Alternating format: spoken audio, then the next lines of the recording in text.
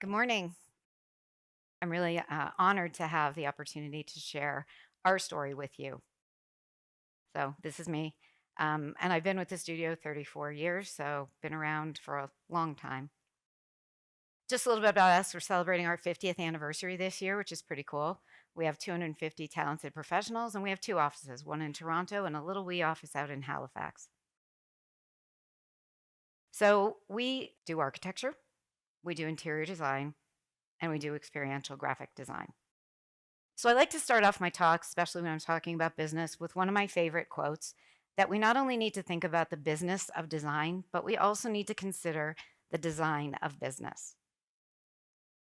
And this is something that I'm really proud of and that I wanted to share because as I go through my presentation, you might think, how the hell do they do this and still maintain a profitable company? And last year, we were a Circle of Excellence winner at PSMJ. So let's talk about the conventional AEC business model for a sec.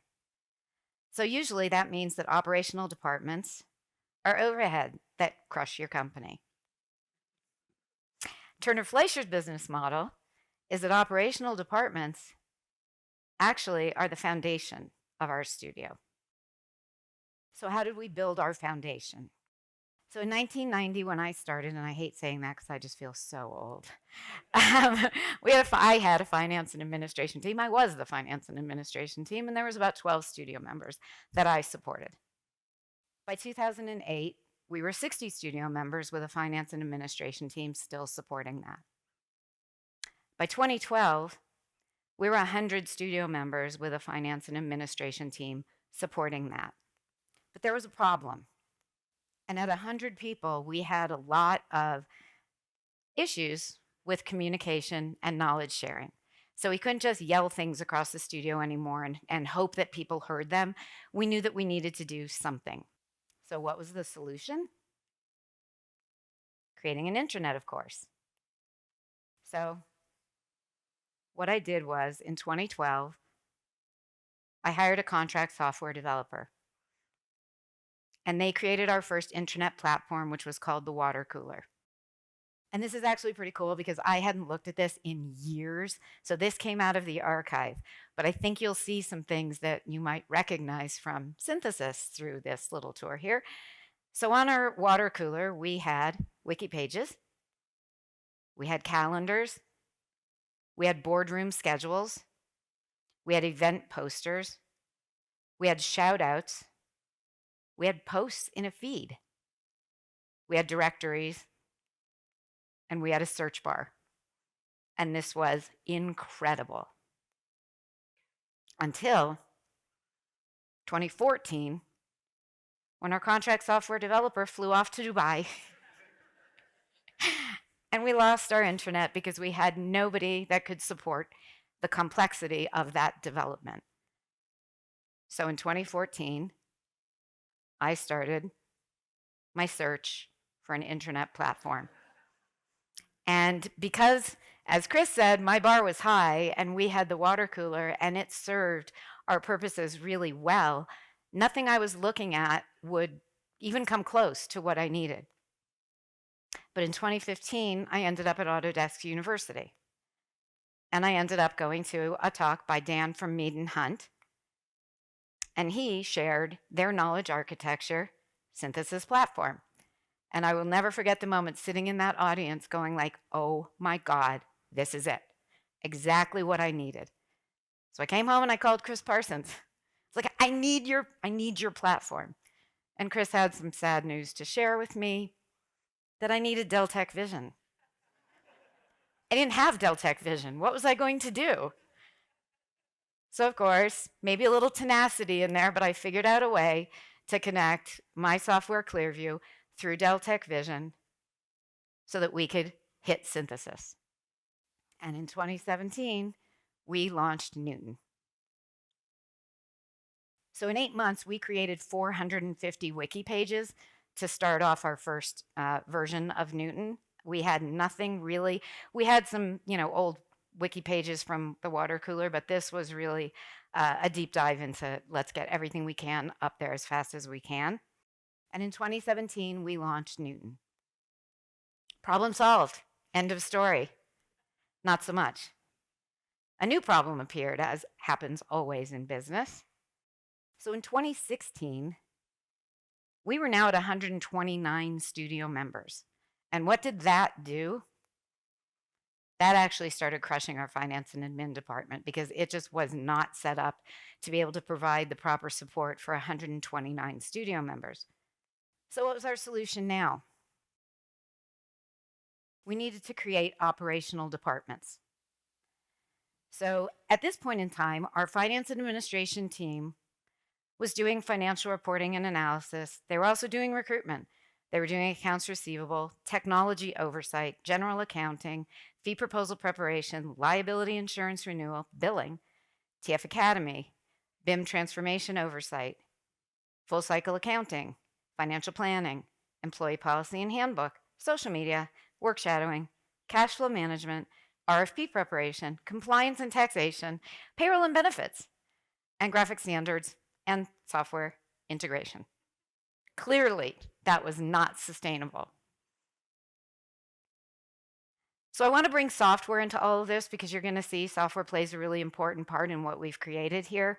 So the finance administration team utilizes Uninet, which is our ERP, obviously Newton, and Dayforce for payroll. And all of those softwares are integrated. So the first piece of the pie that left in 2016. It started as our BIM transformation committee, and it turned into our digital practice department. So our digital practice department does BIM coordination, data visualization, physical model fabrication, training, design workflow automation, 3D model content creation, computational design, digital workflow and support tickets, desktop technology and maintenance, custom software development, digital strategy, custom Revit add-in creation, Revit template management, laser scanning and point cloud processing, SQL database creation and querying. They collaborate with our IT, and they also do software integration. They brought Tonic DM, SharePoint, TF Custom Apps, and Power BI into the story, and they're all connected. So then next was our marketing communications department. So in 2017, so we kind of named it Graphic Solutions first. Then we thought we'd call it Creative Communications because, like a lot of companies in our space, we weren't really like, yeah, it's marketing. So it took us a couple tries, but it's marketing and communications at the end of the day. Just like in any other industry, it's marketing. And so what our marketing team does, brand identity, brand writing and standards, social media management, content library, website management, design and visual identity, virtual asset management, business development, thought leadership, media relations, fee proposal preparation, RFP search and preparation, marketing strategy, award submissions, internal and external communication and events, and software integration. So they brought OpenAsset, LinkedIn, and Adobe into the picture. And of course, they're all connected. So then we thought, oh, wouldn't it be a good idea to have people and culture at that size? I don't know, 2020, that's when we brought in people and culture. And our people and culture team does recruitment, onboarding, employee engagement, performance management, career pathing, payroll and benefits, incentive programs, regulatory compliance, policy development, health and safety, DEI programming, social impact, wellness programs, succession planning, offboarding, salary bands and role evaluation, studio member policy and handbook, and software integration. So they brought with them Lattice, Bamboo HR, and Culture Amp. And of course, they're all connected. So now I'm going to take a little step back in history, and I'm going to go back to 2018. And in 2018, I was lucky enough to present our learning at KA Connect. But what I really learned at KA Connect, which was so much more valuable to me in my studio, was knowledge management. I had no idea. I'd never heard of it before. What is this? And that was the start of the revolution, going back to the title of this presentation. And in 2019, I went back and I spoke again, but I brought Marco with me, who was on my digital practice team, but was really, really into knowledge and standards and process and procedure. And so we came back to KA Connect. Actually, a little full circle moment. As you can see here, we came back to KA Connect, Marco, myself, and Peter Frost, who's actually here with his new company, bringing KA into that company. So I think it's a real full circle moment that we were all here together in 2019. So from 2019 to 2021, we kind of got our act together thinking about what is knowledge management. And in 2021, we created our knowledge management department.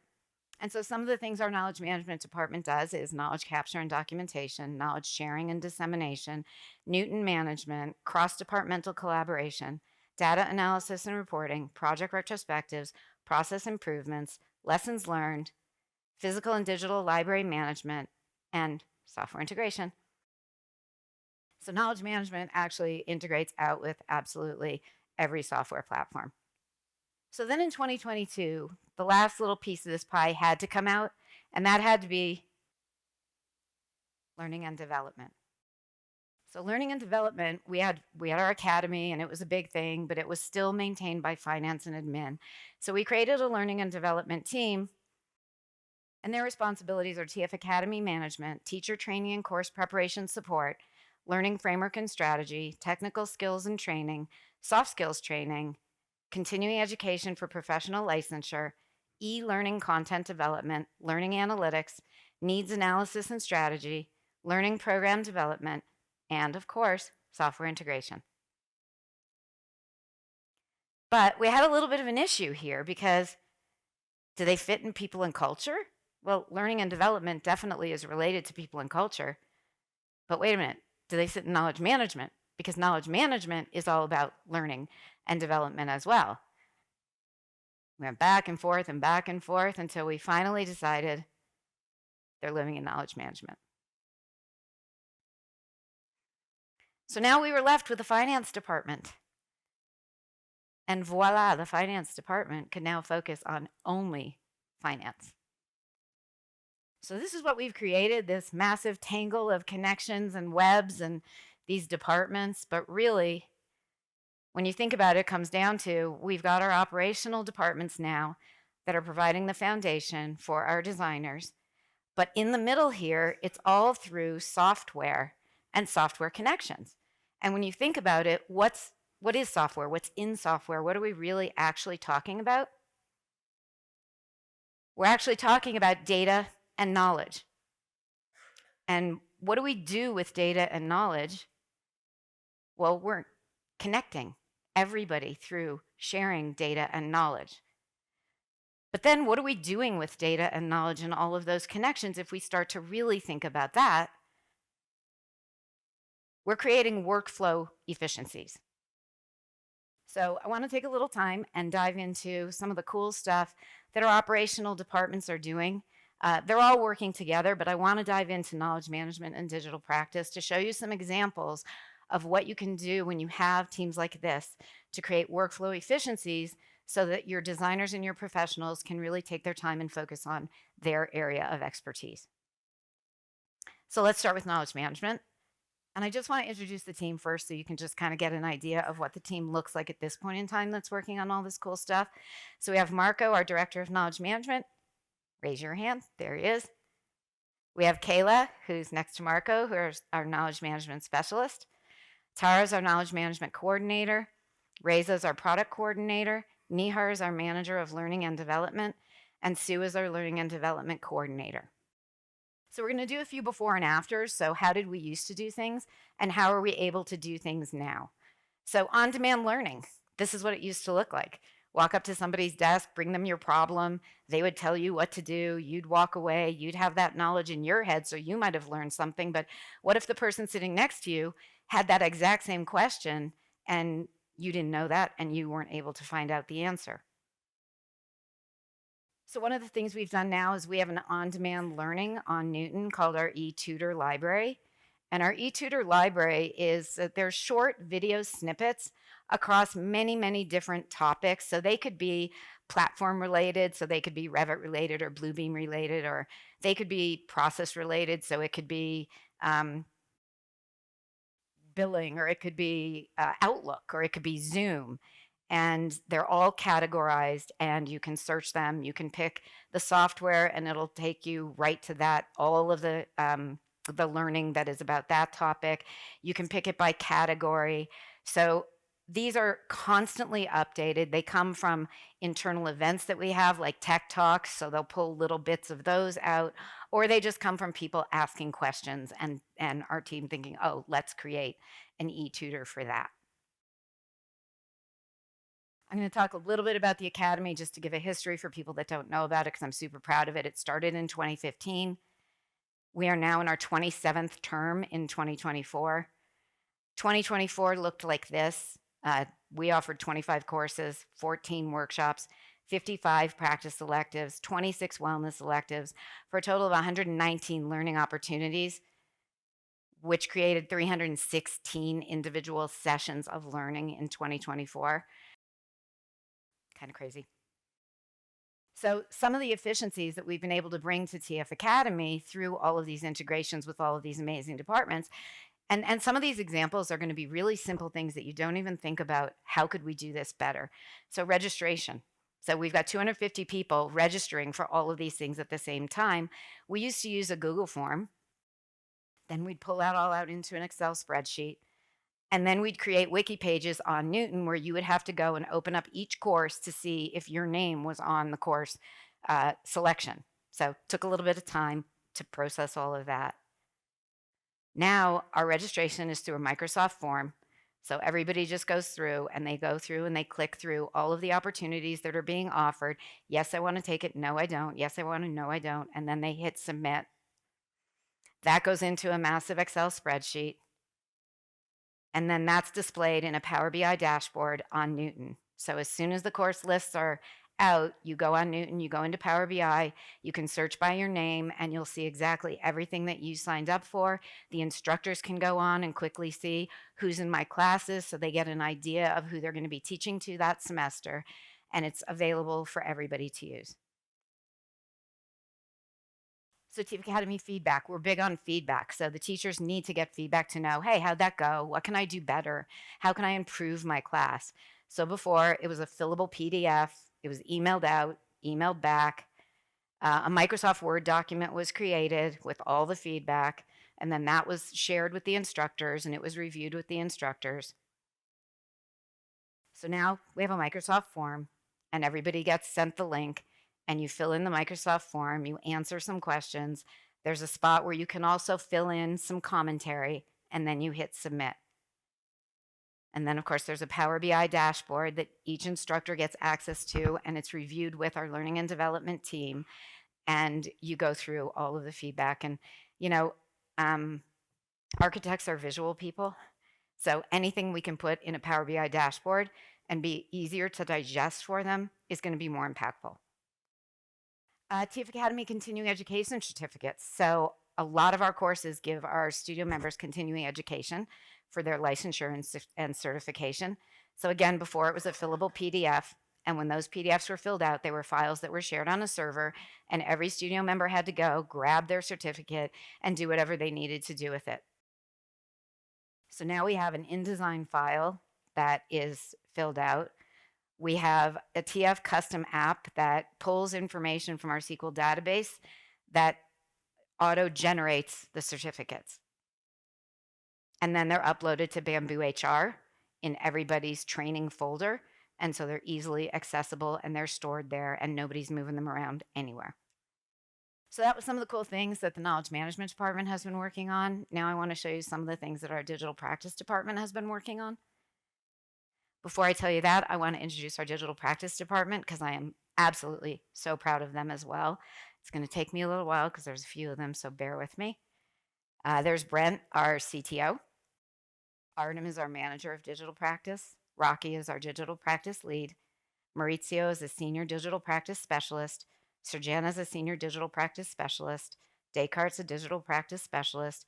Hans is a digital practice coordinator. Alice is an intermediate computational designer. Hao is a software developer. Swaggett's a software developer. Torkin's a senior BIM coordinator.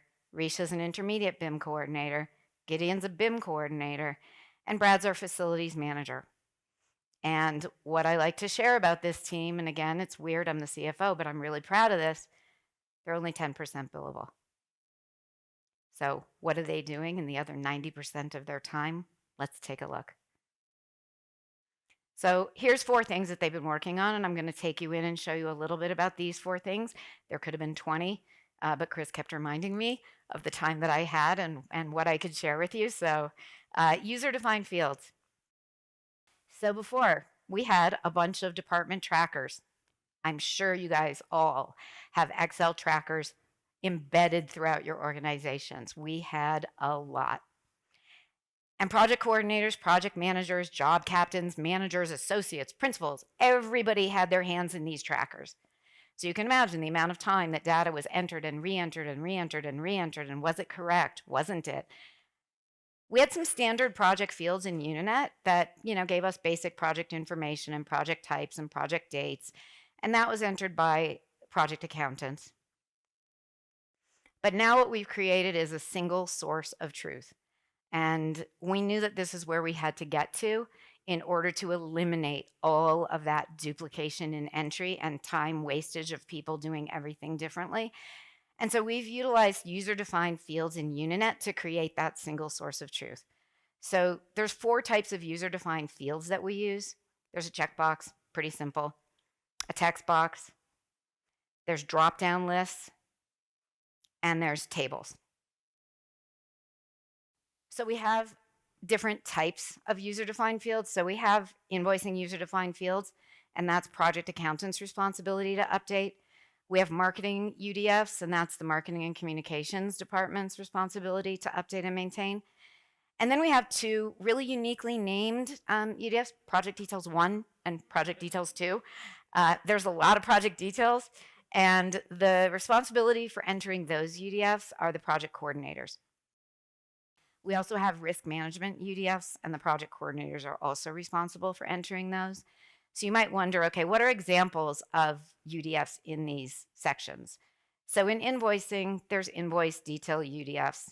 There's project contact information, where the project folder is located. Is it in the Newton project directory? And then there's opportunity information and follow-up notes. In the marketing UDFs, there's proposal type. Is it on the website? Is it in OpenAsset? Has photography been done? Is it in process? Who's the photographer? Project sheet status, is it created? Is it complete? Marketing, general marketing info, and those ever wonderful marketing stats that always change, and you never know what those possibly can be. Project details 1, your project status. We have what other services are included in this project, members of the project team, contract administration details, permit scope of work details. And then we've got, are we the architect of record? It's kind of important to what we do. Project location, project types, building information. So if there's multiple buildings on a site, all of the different information, stats for all the different buildings. Who are the consultants on the project? And then our risk management UDFs have our risk management log. So how are these all integrated across some of the things that we do? So you'll see all of these categories are pulled out into our single project tracker, which I'll show you. Newton, they're all useful in Newton. They're pulled out for DPD web apps and Revit add-ins. They're pulled out for social media information, project sheet information, and out to OpenAsset. So let's see just a couple of examples of how this works in real life. So for Newton Project Directory, we're pulling from Intranet and user-defined fields and Newton. So the information comes from Intranet and it's displayed in our project directory on Newton in a couple of different places. OpenAsset project sheets. So the information comes right from the UDFs right into OpenAsset through our Adobe InDesign project sheet template. We have an auto BIM execution plan that was created as a TF custom app. So the user-defined fields are pulling from Intranet through the custom app and showing up in our BIM execution plans in a couple of different places. So now I want to talk about custom forms and workflows. So some of these, again, are going to be really, really simple. And you'll be like, whoa, that's kind of crazy. But we process approximately 350 consultant invoices per month, which is a lot. And so what we were doing before was email. So we would take, well, in the old days, it was like literally pieces of paper. Then we got to emails. And so the project accountants would email a batch out to the project manager and say, please, would you review these and approve these? So then we can get it back and we can enter it into the system and bill it to the client. You can imagine it's getting missed in email. There's a lot of, where is it? I need it. Did you sign it? What are you doing with it? So now we have a TF custom app. And so the consultant invoices are entered by the project accountant into the app with all the details. The invoice is attached. And then this goes out to, with notes, there's always notes fields, and this goes out to the project managers. And then we can track their review. They send it to their manager for approval, and then they send it back to accounting. And it's all done within this app, and anybody can go in and see at any moment where this is. So you don't have to email somebody and say, where's your approval? You can just go in and say, oh, you've been sitting on this for 2 days. Please get to it because I need the answer. Fee proposal preparation, really, really big deal. Lots of moving parts to it. So we used to have part of it on Newton to request the proposal. We had some of the documents in Microsoft Word. We had a massive Microsoft Excel spreadsheet, and then email. Look at this, review this, please do this. What do I have a question about this? And again, it's all sitting in Outlook at various stages that nobody could understand where it was. So now we have a fee proposal preparation custom app, and it starts right from the fee proposal request, and it goes all the way through the review and approval process. So every time somebody reviews it and updates it, they just hit next, and it goes to the next person, and then it goes to the next person until it gets to completion. Hold write-off approvals. So in our studio, if you want a project manager wants to hold more than $500 or they want to write off more than $500, they need to get approval for that. And they need their manager to approve it. And then I'm the final approver on it. So before, again, it was a fillable PDF and it was emailed out. So it was emailed out to their manager, then their manager had to send, then they sent it back to me. Then I had to open it up, digitally sign it, save it, send it back. It was a lot. So now we have a custom app. And again, they enter their hold and write off request right in the custom app. They hit next and it goes to the next person in chain. And before I even came here this morning, I was sitting in my room and I approved a whole whack of these because we're right in the middle of billing. And if I didn't do it till I got back, they would not be happy with me. So I opened the app and just right through. And you can approve, you can reject, you can say why, right in the app. So that's our custom forms and workflow. Let's talk a minute about dashboards. So work breakdown structure, we have kind of a complex work breakdown structure. It's 4 levels, and this is what it looks like in Uninet. And just a caveat, Uninet's amazing, but it's really not pretty. So looking at things in Uninet is just not that easy. So you can find our work breakdown structure in your timesheet. You can find it other places, but when you're trying to fill out your timesheet and you're trying to know, what am I doing? What billing group am I in? What phase? What task should I be choosing? Well, of course, now we have a Power BI dashboard that sits on Newton that you can just go into and you can search through this Power BI dashboard and you can search by code, billing group, task code, anything you want to easily find out what you need to do to enter onto your timesheet. Timesheet completion status, really, really important to our studio. All timesheets have to be entered and approved and submitted by Friday. Because our project managers get in there at the beginning of the week and they start reviewing the time. And so timesheet completion status is a big thing. Who's done it, who hasn't. And this was the way that you looked at it on Uninet, which again, not very pretty and time consuming. Of course, we have a Power BI dashboard for this as well that PMs, managers, everybody can go in and look, okay, what's unapproved, what's unsubmitted, where are they? Is there any hours? Aren't there hours? And you can easily know who you might have to go and nudge a little bit to get their timesheet done. Fee proposal tracker. So where are all these fee proposals? What stage are all these fee proposals at? Always something that everybody wants to understand. So now we have a fee proposal dashboard. And so you can search the fee proposal dashboard by what are still under PM review, what are sitting with partner review, what are still in the preparation phase. And you can search it by fee proposal specialist. You can search it by fee type. You can search it by department, by manager, absolutely anything you want. And you can see it's displayed in a number of different ways. You can dive in to all of the commentary from the forms process that I showed you before, all in one dashboard. PM bill review completion status. So just like timesheets and timing are really important to us, PM bill review timing is really important to us. So in order to get our billing done in the first 3 weeks of the following month, project managers need to finish their review in the first week. How do we know if they've finished their review? Well, before you'd have to go into each PM and you could see which one of their projects had turned this beautiful lime green color. So that's how you knew that they were done. Clearly not efficient use of anybody's time. So of course, now we have a PM bill review dashboard. And at any time you can go in and you can see by department, by project manager, who's done how many of their reviews. So you can see the red and the green. It's kind of like, oh, I better talk to that person because that's a little too red on the 11th of the month. And last but not least, I want to talk about some custom applications. So I'm sure all of you have different ways that you do weekly scheduling. We had a million different Excel trackers. Every department had a different one. And there was no consistency. If you were switching departments, it was confusing, to say the least. So then we created a studio-wide Microsoft Excel, which we thought, this is awesome. Like every 250 people are in this Excel sheet, and all of our PMs and managers can open it up. They can work in it. It's a shared document. Little big, little complex. A lot of people would be in scheduling meetings going, oh, sorry, it's stuck. It didn't save my last change. So now we have a studio-wide weekly schedule app.